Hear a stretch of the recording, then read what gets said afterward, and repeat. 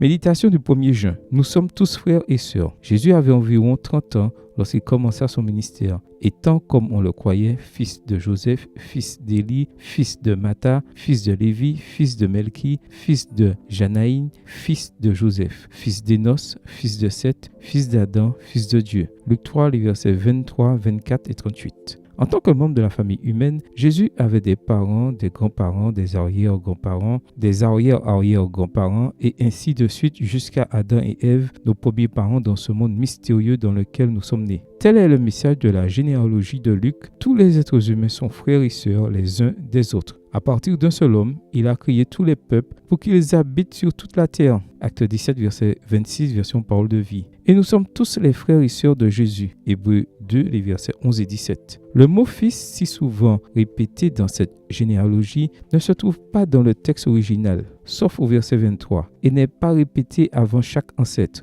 comme nous le lisons dans la plupart de nos traductions. Le grec construit simplement chaque nom au génitif pour indiquer une relation de filiation, même si elle n'est pas directe. Une traduction plus contemporaine serait peut-être descendant. Ce que Luc veut faire comprendre, c'est que, comme nous tous, une chaîne miraculeuse de vie a relié Jésus à sa mère, Marie, et à Ève, la première femme. En poussant cette idée un peu plus loin, pratiquement jusqu'à l'absurde, nous pourrions dire que si un seul de nos ancêtres ou de leurs ancêtres était mort sans enfant, il ou elle n'aurait pas pu être notre ancêtre et, par conséquent, nous n'existerions pas. L'implication est que tous nos ancêtres, y compris ceux de Jésus, ont non seulement surmonté des difficultés relationnelles, des grossesses douloureuses, des accouchements dangereux, des accidents, des agressions, des épreuves, des maladies ou des guerres, mais qu'ils ont aussi eu des enfants qui leur ont survécu. Cela signifie qu'une chaîne ininterrompue d'amour et de vie nous relie à nos ancêtres et accessoirement les uns aux autres. Plus important encore, cette chaîne et deux autres encore plus vital, nous relie à Jésus car il n'est pas seulement notre frère, mais aussi notre Créateur et notre Sauveur. Le nombre de générations choisies par Luc a aussi son message, 77, un nombre qui exprime la plus grande exhaustivité.